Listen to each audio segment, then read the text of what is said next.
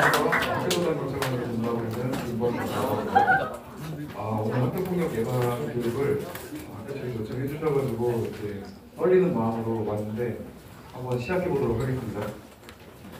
일단 아마 제 이름이랑 얼굴은 아실 거예요. 학교 곳곳에 제 얼굴이랑 번호폰, 연락처가 아마 있을 텐데 제가 광진구에서 총 11개 학교 담당하고 있습니다. 그 중에 가운데 줄에 동대구 가람중이라고 보이죠? 오늘 오게 됐습니다. 그리고 제가 학교폭력대책심의위원회 위원으로도 참석을 해서 활동을 하고 있어요. 그런 경험도 조금씩 얘기해보는 걸로 오늘 하겠습니다. 일단 왜 이런 스쿨폴리스 SPO가 도입이 됐는지 설명을 좀 간단하게 하자면은 2011년에 대구에서 중학생이 아파트 옥상에서 투신하는 사건이 발생을 해요. 저 오른쪽에 보이는 저 사진이 실제 저 학생이 아파트 옥상에서 투신하려고 엘리베이터 타고 올라가는 그 마지막 모습입니다. 저 때 왜 저렇게 학교폭력 이슈가 됐는지 이유를 좀 얘기를 해보자면은 학생이 A4용지 4장 분량의 유서를 남기게 돼요. 그 유서 안에 자기가 학교에서 괴롭힘당했던 내용들이 공개가 됩니다. 실제 중학생이어가지고 중학생들끼리의 장난이겠지라고 어른들은 했겠지만은 유서 내용을 읽어보니까 그런 게 아니었어요. 뭐 때리고 공부 못하게 물건, 책, 교과서를 뺏어가는 거는 당연한 거였고 물로 고문하고 그리고 줄을 목에 매달아서 개처럼 끌고 다니면서 바닥에 있는 음식물 쓰레기를 주워먹게끔 했대요. 그래서 당시 사회적으로 굉장히 큰 이슈가 됐었고 불과 6개월 만에 바로 학교전담 경찰관 제도가 도입이 됐습니다. 서울청은 총 SPO가 150명 정도 활동하고 있고 근무하고 있고 1인당 9개 학교 담당하고 있습니다. 그리고 최근 학교폭력 경향에 대해서 설명을 좀 할게요. 최근 오늘 가람중 생각보다 선생님께서 말씀해 주셨던 것처럼 사이버 학교폭력이 좀 많이 증가하고 있습니다. 특히 주로 SNS에서 저격하는 글이나 또는 명예훼손성 글을 올리는 경우가 많고 에스크 익명 앱으로도 많이 이런 일들이 발생하고 있어요. 그리고 성과 관련된 문제가 좀 많이 발생하고 있고 학교폭력 연령은 점차적으로 계속 낮아지고 있습니다. 그래서 실제로 중학교에서 가장 많이 좀 학교폭력 신고가 들어오고 있지만은 그 다음이 초등학교예요. 그래서 초등학생들도 많이 이런 문제들을 좀 앓고 있다. 그리고 최근 한 2, 3년 동안 좀 사회적으로 이슈가 됐던 게 도박, 마약, 딥페이크 관련입니다. 그래서 오늘 제가 좀 강의로 주제를 잡은 게 사이버 학교 폭력이랑 딥페이크 관련된 내용으로 강의를 해보겠습니다. 일단 최근에 올라온 기사를 좀 가져와 봤어요. 올해 3월 28일 날 기사에서 발췌한 내용인데 청소년 10명 중 4명이 사이버 학교 폭력을 경험했다라고 설문이 됐습니다. 그래서 우리나라 청소년의 42.7%가 사이버 학교 폭력을 경험한 것으로 응답했다라고 나와 있습니다. 10명 중 4명 꼴이잖아요. 특히 청소년 같은 경우에는 재미나 장난으로 사이버 폭력을 행하고 있어서 사이버 폭력에 대한 심각성을 인지하지 못하고 있는 걸로 조사가 됐습니다. 제가 뉴스 영상을 하나 발췌를 했는데 여기에 이제 사이버 학교 폭력 학생의 피해 입은 학생이 나오거든요. 잠깐만 볼게요. 그렇게 근절되지 않고 있습니다. 온라인에서 벌어지는 언어 폭력부터 최근 심각성이 크게 드러난 딥페이크 홍보 문제까지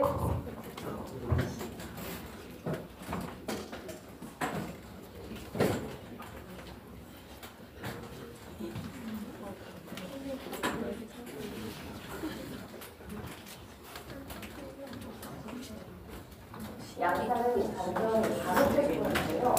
예방과 신고를 이루는 처벌과 강력한 조치 모두 중요하다고 전문가들은 말합니다. 이완입니다. 중학교 3년 내내 사이버 폭력을 당했다는 호구진분. 가해자들은 언급하기 힘든 거짓말을 지어내 SNS 등에 퍼뜨렸습니다. 가해자들은 결과적으로 사과하지 않았습니다. 몇몇 어른들께서는 적당히 해라라는 말씀을 하셨습니다. 저는 그런 말을 들을 때마다 저의 마음이 점점 아팠고 무료한 공간으로 변해버린 학교에 다시 돌아갈 수 있도록 손을 잡아준 것은 선생님의 따뜻한 관심이었습니다. 너의 잘못이 아니다 라고 말씀해 주신 선생님의 말씀은 학교를 가기 싫었던 저에게 조금 더 열린 마음으로 학교를 갈 수 있게 올해 2차 학교폭력 실태조사에서 사이버폭력 증가 추세는 3위를 기록할 정도로 크게 늘고 있습니다. 음란물의 얼굴 사진 등을 합성해 유포하는 딥페이크 성범죄는 청소년들 사이에서도 빠르게 확산하고 있습니다. 전문가들은 예방과 처벌 어느 쪽도 놓쳐서는 안 된다고 말합니다. 법의 엄중함을 알려주는 동시에 가해자의 재범 방지, 그리고 피해자의 피해 회복, 트라우마 치유를 위한 관계 회복 프로그램, 그리고 분쟁 조정과 같은 회복적 사법 제도를 더 활성화시켜 나가야 돼요. 딥페이크 성범죄 긍정 대책을 발표한 정부는 초중고 학생을 대상으로 전면적인 인식 제고에도 나설 방침입니다. 디지털 성폭력 예방 교육을 현재 연 1회 이상에서 연 15회 이내로 확대해 딥페이크 영상물을 제작하거나 시청하는 행위가 심각한 범죄행위라는 점을 인식시켜 나간다는 계획입니다. 은하뉴스 이화입니다.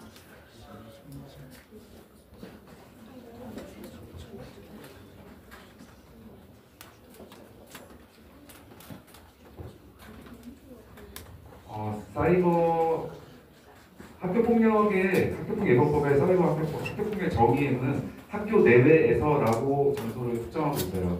근데 학교 내외라는 말은 사실 장소 제한이 없다는 말이거든요. 그래서 사이버 공간도 예외는 아니겠죠. 그래서 사이버 세계에서 발생하는 학교폭력도 사이버 학교폭력으로 해당이 될 수 있습니다. 사이버 세계 특징이나 사이버 관련된 숨기는 엮이는 과학기술이 발전하면서 사실 인간에게 이로운 이점도 많지만은 그와 반대편에 어두운 측면도 많거든요. 그런 내용을 좀 설명을 해보자 했었고 사이버 학교폭력의 정의 한번 보겠습니다. 인터넷, 휴대전화 등 정보통신기기를 이용하여 특정 학생들을 대상으로 지속적, 반복적으로 심리적 공격을 하거나 개인정보 또는 허위사실을 유포하여 상대방이 고통을 느끼도록 하는 일체의 행위를 말합니다. 패드립, 지인 능욕, 온라인 그루밍, 몸캠 피싱, 인증놀이 등 요즘에는 다양한 형태로 발생을 하고 있습니다.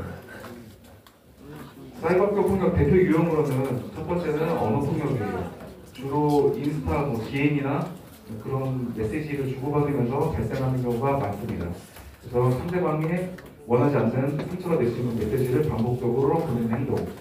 그리고 명예훼손 관련된 거는 다른 사람에 대한 가해 목적으로 거짓 소문이나 아니면 진실이어도 상관이 없어요. 거짓이든 진실이든 특정 사실 또는 사진 영상들을 인터넷을 통해 퍼뜨리는 행위입니다. 그리고 사이버상에서 따돌림도 발생하고 있고 그리고 성폭력도 발생하고 있어요. 사이버 성폭력이 주로 발생하는 것은 아마 요즘 대표적인 유형은 딥페이크 관련된 내용도 있을 수 있겠죠. 그리고 뒤쪽으로는 많이 흔하진 않은데 사이버상에서 스토킹도 발생하고 있고요. 그리고 사칭하거나 요즘은 신상정보 유출하는 것도 많은 문제가 되고 있습니다. 신상정보 유출도 개인정보법 위반으로 해당돼서 처벌이 될 수 있습니다. 그림으로 좀 예를 좀 보자면은 사이버상에서 언어폭력 모욕죄에 해당이 될 수가 있어요. 너 진짜 뚱뚱하다, 살 좀 빼라, 못생겼는데 성격도 더럽다, XX 같은 도둑놈이다. 이런 모욕 같은 언행을 한다면은 이건 사이버상에서 모욕죄에 해당이 될 수 있습니다. 지금 이 시기 때문에 아주 되게 순화해서 표현을 한 거지만은 실제로는 더 심한 욕설을 주고받고 해서 학교폭력이 접수되는 사례가 종종 있었습니다. 그리고 사이버상에서 명예훼손, 허위 사실이든 진짜였든 간에 그 사람의 과거 행동이나 저 사람 초등학교 때 학교폭력 가해자였대 라는 거를 소문을 내서 그 사람 명예를 실추시키는 행위를 하게 되면 사이버 명예훼손의 해당이 될 수 있습니다. 작년에 왕따였다, 그래서 학교를 안 나왔다, 그런 내용도 퍼뜨리게 되면 명예훼손 여지가 있어요. 그리고 사이버상에서 발생하는 성폭력, 이거는 좀 종합적인 건데 아까 체육 시간에 몰래 찍은 사진이 있어서 몰래 사진을 찍었네요. 그러면 카메라 불법 촬영에 해당이 되겠죠. 그리고 어플로 합성했습니다. 아마 성적인 목적으로 합성을 했다면은 딥페이크 관련돼서 처벌이 될 수 있습니다. 그리고 공유한 거 잘 주워갑니다라고 하죠. 이거는 불법 촬영물을 시청, 공유했다는 걸 어차피 내가 보고 다른 사람이 공유했다는 거기 때문에 불법 촬영물이나 딥페이크 영상은 시청만 하더라도 처벌이 될 수 있습니다.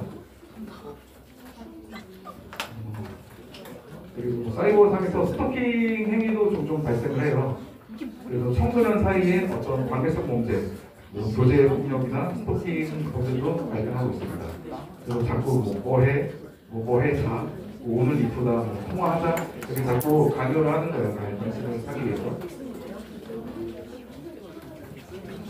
학교 폭력 사이버상에서도 따돌림 당연히 존재하죠. 과거에는 우리 학교에서 따돌림 정도였지만은 지금은 과학기술이 발달하면서 이런 사이버상에서 따돌림도 심각한 문제가 되고 있습니다. 이것도 아까 봤던 좀 예시인데 한번 볼게요. 체육 시간에 몰래 찍어서 어플로 확산했대요.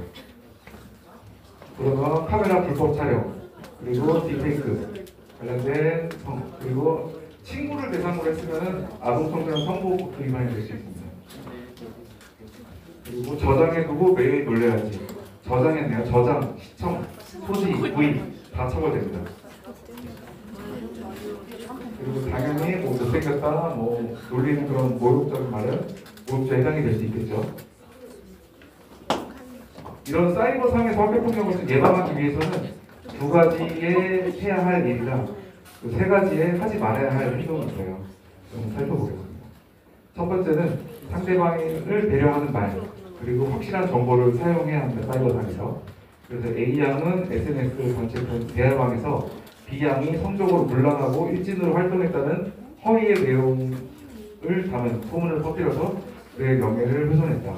징역 2년에 집행유예 4년, 그리고 보호관찰 명령을 받은 사례가 있습니다.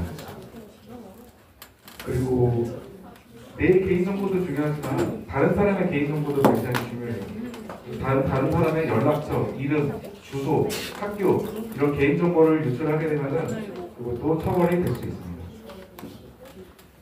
그리고 동조하지 않아야 하는데요. 같이 따라하거나 동조하지 않아야 된다는 것은 저격 혹은 방폭 등 친구를 따돌린 행위를 봤을 때 똑같이 하하고 웃고 따라하고 하는 행동은 하면 안 됩니다. 그 친구를 비웃고 놀리는 행위를 누가 한다고 해서 옆에서 똑같이 비웃고 웃어주고 그것도 다 동조하는 거예요. 그리고 강요하면 안 됩니다. 뭐 지금 다른 학교 여기는 아니지만은 다른 학교에서 친구 SNS 계정을 빌려달라고 했어요. 빌려줬더니 그 친구를 사칭해가지고 DM도 보내고 막 글도 올리고 했던 학교폭력 사례가 좀 있는데 절대 자신의 아이디는 친구와 공유를 하면 안 돼요. 그리고 내 사진이나 동영상 같은 것도 SNS에 올리는 거는 물론 자유롭지만은 그 올리는 사진이나 영상물이 딥페이크의 피해 대상이 될 수 있기 때문에 무조건 SNS에 내 사진이나 동영상을 올릴 때는 신중하게 판단해서 올려야 합니다. 그리고 공유하면 안 돼요. 너무 재밌다 그래도 불법 촬영물이나 딥페이크 허위 영상 합성물을 친구와 함께 공유하면은 같이 공유해서 본 친구들이 다 처벌이 될 수가 있어요. 그래서 이런 내용의 영상이 있으면은 절대 공유하면 안 됩니다. 그래서 정리를 해보자면은 올바른 언어와 확실한 정보를 사용을 해야 되고 사이버상에서 그리고 나와 타인의 개인정보는 보호를 해줘야 합니다. 그 친구를 놀리고 따돌리는 행위에 절대 따라하거나 동조 같이 하면 안 되고요. 그 상대방이 원치 않는 모든 행위는 강요를 해서 안 됩니다. 그 성적인 내용의 사진, 영상, 문자는 절대 재밌다고 호기심에 다른 친구들과 공유하면 안 돼요. 그리고 사이버상에서 발생할 수 있는 행위들에 대한 처벌 규정을 준비를 했는데 이건 뭐 정확하게 뭐 몇 년 이하 징역, 몇 천만 원 이하 벌금 이런 게 있다보다는 이런 행동이 처벌될 수 있구나라는 것만 알면 좋을 것 같아요. 사이버상의 명예훼손, 협박해도 협박으로 처벌이 되겠죠.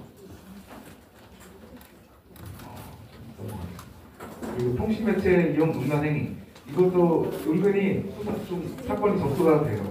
그래서 뭐 게임을 하다가 남학생 같은 경우에는 게임하다가 뭐 패드립을 하거나 해가지고 그런 채팅을 캡처를 해가지고 실제로 나의 피해를 당했던 고소하는 사람들이 있어요. 그래서 남학생들은 게임을 할 때도 채팅할 때 조심을 해야 됩니다. 그리고 이제 여름이에요. 그래서 성범죄가 좀 증가하는 계절인데 이 카메라로 이용해서 친구를 촬영하는 또 그 촬영한 사진이 상대방에게 성적 취침을 요구한다면은 카메라 등 이용 촬영죄에 해당이 될 수 있습니다. 만약에 내가 사이버상에서 학교폭력을 당했다 그러면은 증거를 수집하는 게 제일 중요해요. 사이버상에서 어떤 학생이 나한테 저격글을 올렸어. 근데 이거를 그 친구가 게시글을 삭제하거나 혹은 SNS 계정을 탈퇴해버리면은 나중에 이걸 확인할 수가 없게 돼요. 그래서 반드시 캡처하거나 녹화해서 증거를 남겨놓고, 증거를 남겨놓을 때는 반드시 날짜, 시간, 장소, 내용 등을 자세하게 기록해서 경찰에 제출하면 가장 도움이 많이 됩니다. 그리고 내가 만약에 사이버상에서 학교폭력을 당했다. 그럼 대처 방법은 뭐 다들 알고 있죠. 범죄 신고는 112, 학교폭력 신고는 117. 이거 두 개만 기억하고 이 두 개 신고하는 통로를 이용해서 신고를 해주면은 경찰관이 적절하게 도움을 줄 겁니다. 그리고 이 학교폭력의 특징은 항상 장난을 쳤다고 많이, 제가 학교폭력 심의원에 참석을 해도 되게 가볍게 생각하는 가해 학생들이 좀 많았어요. 그래서 나는 장난으로 시작했지만 그 끝은 피해 학생이 발생하고 학교폭력 심의위원회에서 끝이 나겠죠. 처분받는 걸로. 그래서 장난이지만은 상대방에게는 좀 상처가 될 수 있다는 점을 좀 말을 해주고 싶었습니다.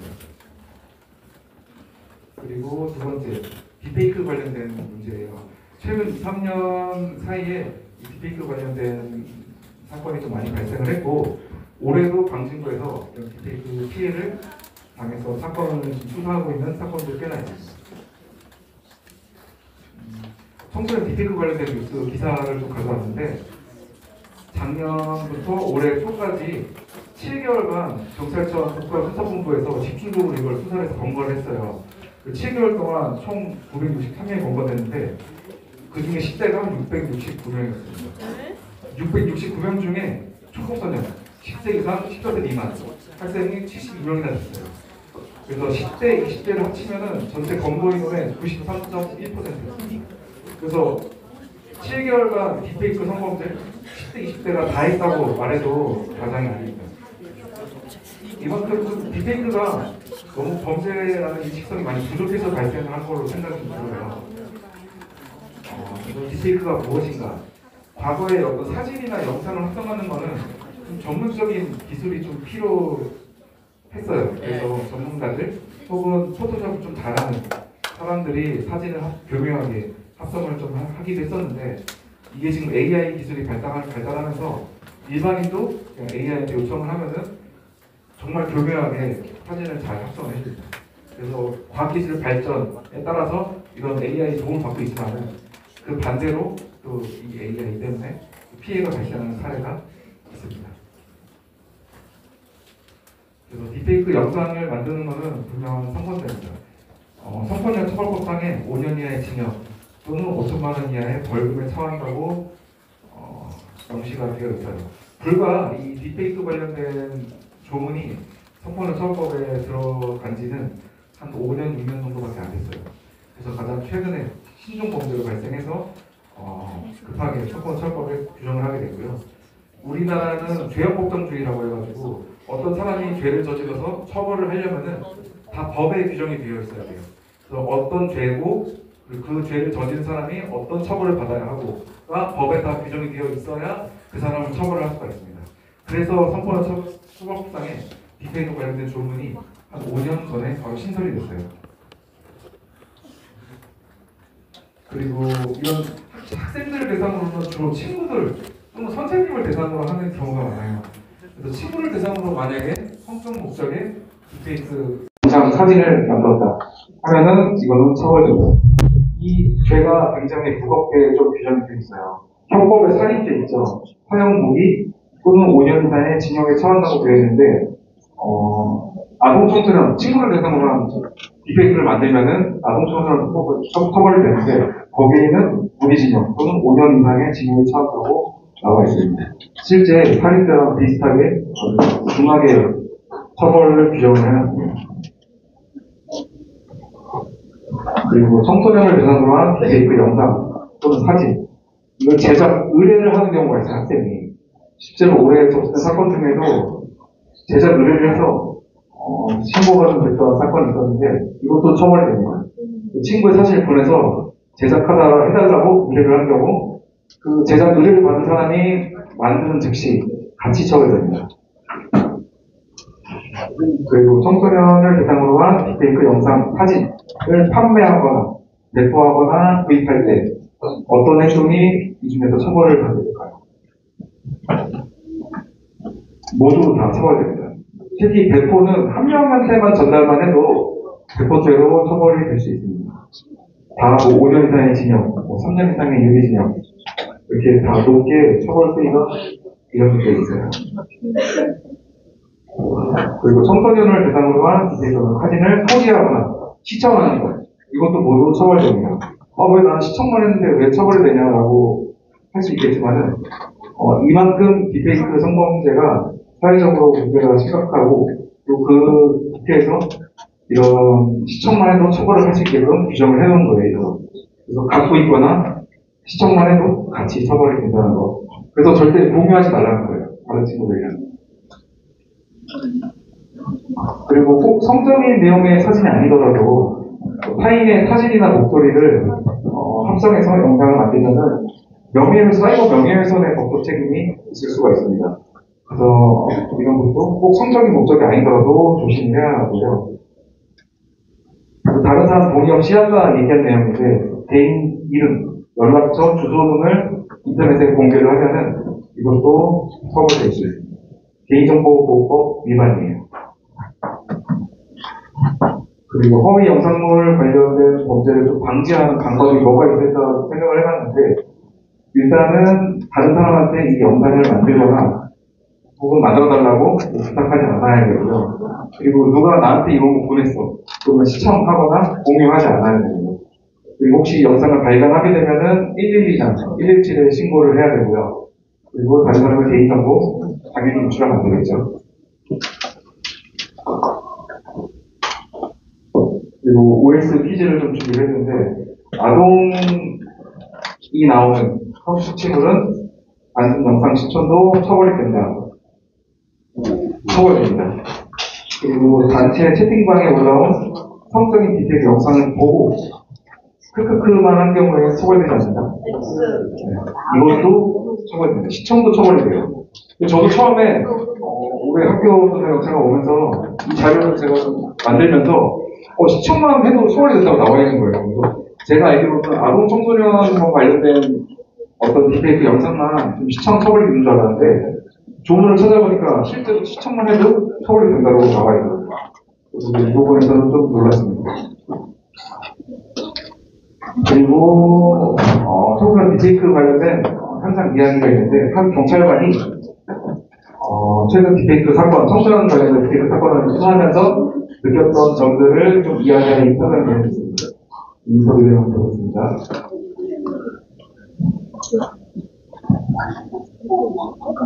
딥페이크 성범죄, 단순한 놀이가 아닌 문제입니다.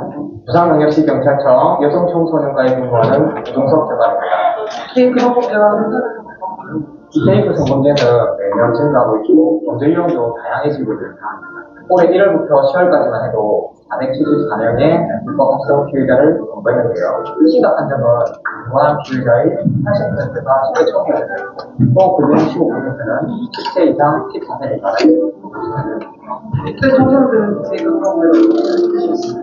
최근 AI 기술 발달로 인해서 딥페이크 영상과 사진을 손쉽게 저장할 수 있게 되면서 딥페이크 성범죄에 노출되는 청소년들이 늘어나고 있습니다. 실제로 선생님의 딥페이크 성적 고의 영상물을 고지했다가 예방 교육을 듣고 나서 뒤늦게 범죄를 지켜서 학교에 좀 당황이 있었습니다. 그리고 집중 교육을 실시하는 기간에도 학생들끼리 서로의 얼굴을 합성해서 주고받으며 그런 일이 있었습니다. 이렇듯 딥페이크 성범죄를 심각한 이유는 그렇지 않고 아직까지도 장난으로 여기는 청소년입니다. 그래서 저희 경찰에서는 청소년 집중 예방 교육을 실시했고 홍보를 시작했습니다. 딥페이크 성범죄가 사회에 어려운 이유는 과거에는 SNS 측의 협조가 제대로 되지 않아서 수사에 어려움이 많았습니다. 하지만 딥페이크 성적 허위 영상물 집중 단속 시행 후에는 SNS에서도 정당한 법적 요청이 있으면 IP와 전화번호 등을 제공하겠다는 방침을 갖겠습니다. 딥페이크 성범죄 방지법이 국회를 통과하면서 딥페이크 범죄에 대한 긴급 수사가 필요할 때엔 경찰이 가장 승인 없이 긴급 신분 비공개 수사를 할 수 있게 됐습니다. 경찰은 디지털 포렌식 등 많은 방법을 통해 피해자를 찾아옵니다.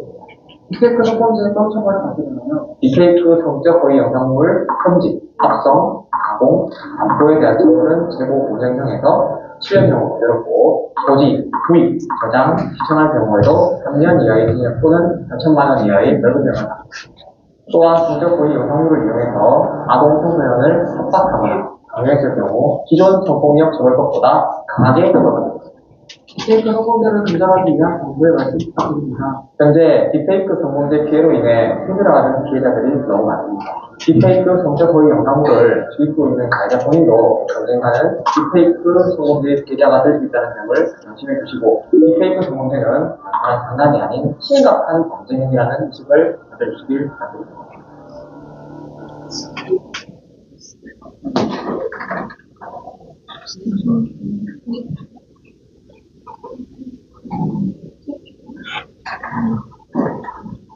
영상 잘 보셨죠? 저도 이거 보고 제가 오늘 하고 싶었던 얘기를 요약을 좀 잘 해주셔가지고 복습상 한번 영상 그리고 도움을 받을 수 있는 기관은 뭐 너무 많더라고요. 푸른나무재단에서도 상담 전화를 운영하고 있고 서울 한국여성인권진흥원에서 그리고 미클래스 학교에서 미클래스 있죠. 그리고 청소년 상담복지 개발원이라고 해서 청소년 상담도 1388로 하고 있습니다. 저희 경찰청에서는 112나 117 통해서 범죄 신고, 성폭력 신고를 접수를 받고 있습니다. 그래서 항상 무슨 일이 생겼을 때 어디로 전화해야 될지 모르겠어요 라고 하는데 화재 났을 때는 불났을 때 119, 범죄 신고는 112, 학교폭력은 117, 뭐 3개만 외우고 있어도 웬만한 신고는 뭐 다 할 수 있을 거예요. 그리고 제가 오늘 좀 이제 사이버 학교에서 학교폭력을 좀 당한 친구들을 목격했을 때 어떻게 하면 좋을지 제가 학생들에게 해주고 싶었던 말을 어쩌다 어른에서 송경희 작가님이 좀 하시는 내용이거든요. 사례가 초등학생이긴 한데 이거는 뭐 초등학생, 중학생, 뭐 고등학생, 어른이 할 거 없이 한번 좀 주변에 좀 힘들어하는, 좀 위험에 처한 사람을 좀 도와주면 좋겠다라는 취지에서 영상을 준비했습니다. 아이가 저를 바쁘게 하는 사건이 있었는데 5학년 남학생이었어요. 제가 제 강의를 하는데 한 번씩 들었거든요. 잠깐 쉬는 시간에 한 명이 저를 찾아오는 거예요. 선생님, 수학여행이에요. 누군가 내 바지를 벗겼어요. 그래서 내가 사진을 찍었는데 사다가 끝났는데 제가 보는 자기는 너무 이건 아닌 것 같아요. 자기가 용기 내게 돼요. 그래서 자기가 다음 시간에 자기 얘기도 해도 되는죠.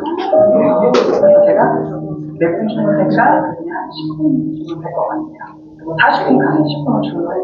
그 꼬마애가 이런 얘기를 하더라고요. 수학여행 때 아이들 한 달 전 바지가 없어서 함께 닭 집어서 사건 접수가 된 거. 특히 남자애들은 남자방에서 기계 싸움하면서 놀았던 거 봐요. 그거를 다친 거죠. 여기는 그 차를 핸드폰 꺼낸 거죠. 근데 담임 선생님이 여학생들이 소리 지르는 거 보고 야, 니네들이 사과해. 핸드폰 치워. 이렇게 된 거예요. 근데 얘가 저한테 얘기한 건 이거였어요. 사과 얘기를 하더라고요. 그 꼬마애가 5학년 남자들 사과라 주는 게 아니래요. 반드시 사과하죠. 난 반정 못해요. 근데 담임 선생님도 딱 보세요. 사과해. 그러니까 얘가 알아서 사과하는 거예요. 내 얘기를 듣지도 않고 사과하는 거예요. 나이가 어떤 고통이 있고 내가 어떤 것을 힘들어하는지 내가 모르고 그냥 시키니까 하는 거예요. 시켜서 사과는 사과가 아니에요. 사과는 받아야 된대요. 내가 풀릴 때까지 사과해요. 그게 사과 아니에요. 그날 담임도 엄청 울었거든요. 사과를 잘 때리겠어요. 그리고 자기부터 얘기해주세요. 내가 어떤 후유증이 있는지. 밤에 잠을 잘 때 잠옷을 자꾸 잠대요. 내가 먹을 것 같아서. 이게 나한테 후유증인데요. 팔이 아파 죽겠어요. 반말을 안 해요. 그리고 나는 너네들이 싫대요. 그러니까 애들이 갑자기 그런 거라고 생각 못했다고 그랬어요. 그냥 장난으로 가져갔어. 그것 때문에 지금까지 한 달 동안 힘들어해? 그때 갑자기 남자의 가해자가 나오더니 알아서 무릎을 꿇더라고요. 한 명이. 근데 아주 작은 목소리로 미안해. 근데 이 애가 그러더라고요. 니네들 전부 다 가해자야. 그 자리에 있었어. 모든 남자가 가해자야. 한 방에 있었어. 왜? 박수 쳤거든. 야야 뭐라 야 찍어 야걔 다리 좀 잡아라. 야 도망 못 가. 못 잡아. 니네들도 왜 나한테 사과 안 하는 거야? 니네들도 사과를 해요. 근데 애들이 미안해.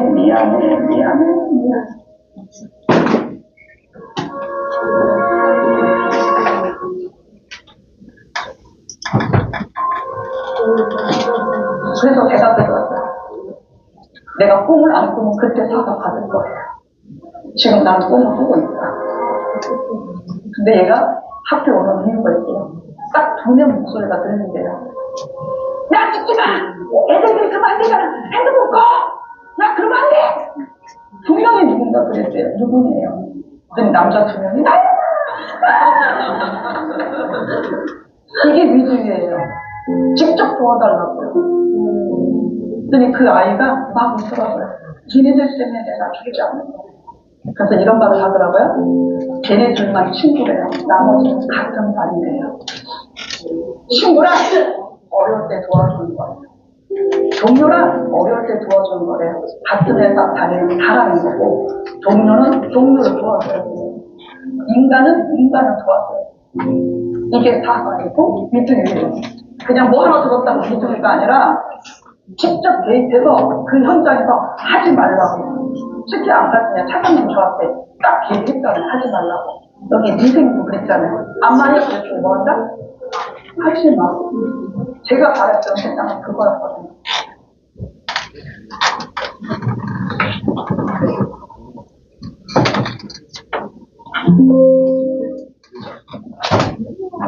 영상에서 봤던 것처럼 학교 폭력이 발생했을 때 옆에서 똑같이 박수치고 재밌다고 따라웃고 하면은 결국 똑같은 사람이 되는 겁니다. 나도 가해자가 되는 거예요.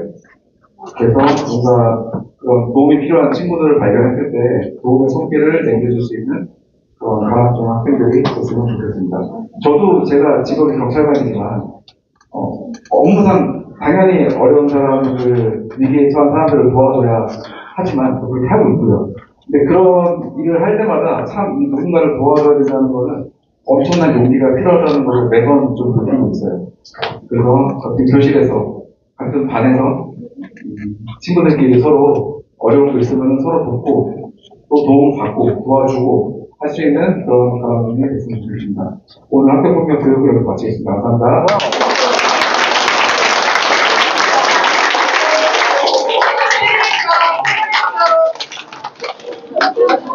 얘들아, 혹시 우리 에스피언님 오셨는데 이게 에스피언님께 질문 있는 사람?